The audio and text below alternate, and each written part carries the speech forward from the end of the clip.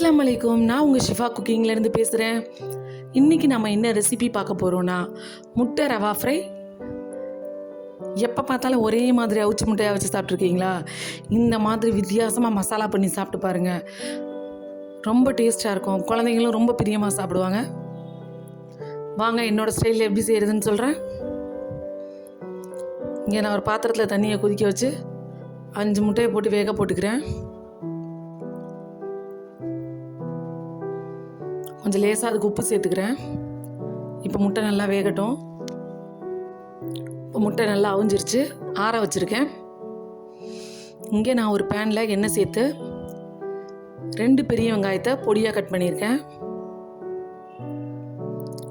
நீங்கள் 5 முட்டை போட்டிங்கன்னா இந்த நான் போடுற கணக்கு மசாலா கரெக்டாக இருக்கும். 5 முட்டைக்கு 2 வெங்காயம் போடுங்க, கரெக்டாக இருக்கும்.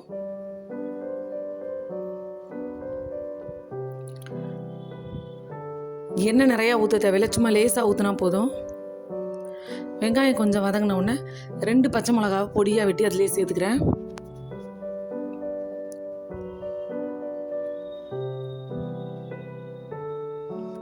இப்போ இதில் 1/4 ஸ்பூன் இஞ்சி பூண்டு பேஸ்ட் சேர்த்துக்கோங்க. இஞ்சி பூண்டு பேஸ்ட் அதிகமாக போட்டுறாதீங்க, அப்புறம் ரொம்ப ஒரு மாதிரி ஓவர் ஃப்ளேவராக இருக்கும். ஒரு பெரிய தக்காளியை பொடியாக வெட்டி இதில் சேர்த்துருக்கேன்.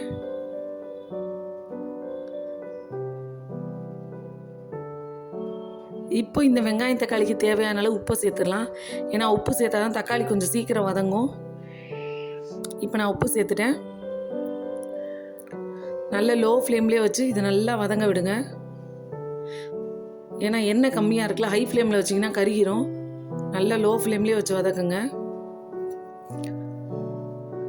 பாருங்கள், நல்லாவே ஓரளவுக்கு வதங்கி வந்துருச்சு. இப்போ நம்ம மசாலா எல்லாம் சேர்த்துடலாம். ஒரு 1/4 ஸ்பூன் மிளகாத்தூள், 1/4 ஸ்பூன் ஜீரகத்தூள், 1/2 ஸ்பூன் சில்லி ஃப்ளேக்ஸ், 1/4 ஸ்பூன் மிளகுத்தூள். இப்போ இதெல்லாத்தையும் நல்லா மிக்ஸ் பண்ணி விட்டுருங்க.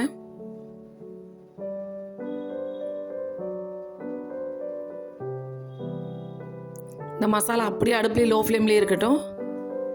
இங்கே நான் முட்டையை அவிச்சதை உரிச்சு வச்சுருக்கேன்.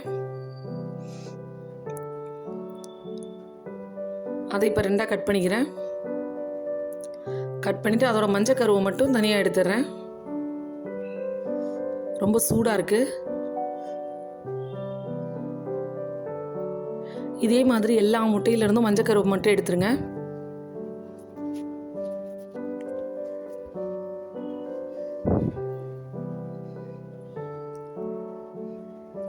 இப்போ எல்லா கருவையும் எடுத்துட்டேன். இப்போ இந்த மசாலா அடுப்பில் இருந்துச்சு இல்லையா, அந்த மசாலாவில் இந்த மஞ்சள் கருவை சேர்த்துருங்க. மஞ்சள் கருவை சேர்த்துட்டு ரொம்ப போட்டு கொலன்னு ஆகுற மாதிரி நீங்கள் கிண்டிடாதீங்க. சும்மா இந்த மாதிரி லைட்டாக உடச்சி விட்டு ஒரு மிக்ஸ் பண்ணி விடுங்க. அதாவது அங்கங்கே மசாலாவும் இந்த முட்டை கருவும் தெரிகிற மாதிரி இருக்கணும். அவ்வளோதான். இந்த மாதிரி மிக்ஸ் பண்ணி விட்டுட்டு கொஞ்சம் பொடியாக கட் பண்ண கொத்தமல்லியை சேர்த்து ஒரு கிண்டலாம். இப்போ ஒரு கிண்டி அடுப்பு ஆஃப் பண்ணிடுங்க. அவ்வளோதான். இந்த மசாலா கொஞ்சம் இப்போ ஆறட்டும்.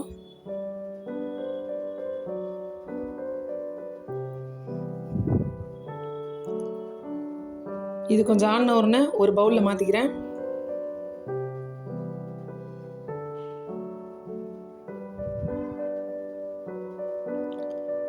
இப்போ ஒரு கிண்ணத்தில் நான் ரவை எடுத்து வச்சுருக்கேன். இப்போ அந்த மசாலாவை எடுத்து அந்த கரு எடுத்தோலே அந்த இடத்துல ஃபில் பண்ணி அதோட முட்டை மேலேயும் அப்படியே ஃபுல்லாக ஒரு கோட்டிங்காக கொடுங்க. பாருங்கள், இந்த மாதிரி முட்டை ஃபுல்லாக மசாலாவை வச்சு எல்லா முட்டையும் ரெடி பண்ணி வச்சுருங்க. இப்போ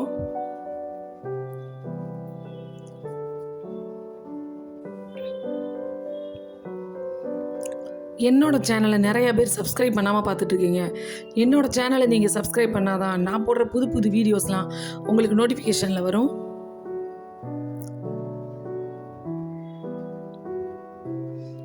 இப்போ எல்லா முட்டையுமே இதே மாதிரி ரெடி பண்ணி வச்சுட்டேன். பாருங்கள், இப்போ ரெடி பண்ணி வச்ச முட்டையை எடுத்து அந்த ரவை மேலே வச்சு டைட்டாக ஒரு ப்ரெஸ் பண்ணுங்கள். அவ்வளோதான். அதில் ஒட்டுற அளவுக்கு கரெக்டாக அதுவே ஒட்டி வந்துடும். பாருங்கள், வச்சு டைட்டாக ஒரு ப்ரெஸ் பண்ணி எடுத்துருங்க. அவ்வளோதான்.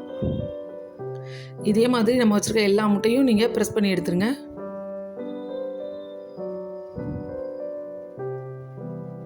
இப்போ எல்லாமே ரெடியாக இருக்குது.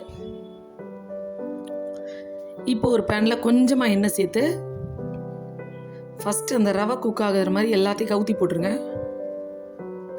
ஏன்னா அந்த ரவையும் மசாலாவும் குக் ஆனதுக்கப்புறம் நம்ம இப்போ இன்னொரு பக்கம் திருப்பி போட போகிறோம். இப்போ என்ன ஆகுனா லைட்டாக கொஞ்சம் மசாலையும் ரவையும் கலண்டிருக்கும். இப்போ நம்ம திருப்பி போடும் போது அந்த மேல் பக்கமும் அந்த மசாலையிலே சேர்ந்து குக் ஆயிரும். அப்போ தான் முட்டையோட 2 பக்கமும் டேஸ்ட்டாக இருக்கும்.